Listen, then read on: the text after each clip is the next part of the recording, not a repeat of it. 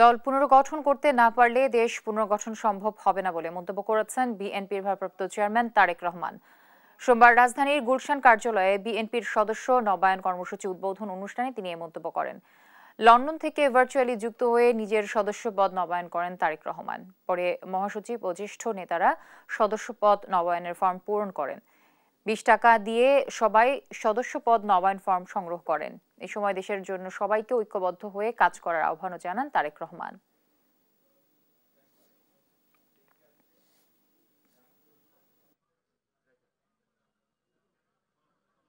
যেই মানুষগুলো এত ঝড়ের পরেও দলটিকে ধরে রেখেছে, যেই মানুষগুলো দলকে নিয়ে গিয়েছে সাধারণ মানুষের কাছে, যেই নেতাকর্মীগুলো, যেই কর্মীগুলো নিয়ে গেছেন মানুষের কাছে, মানুষের মধ্যে ধরে রেখেছে দলগুলোকে।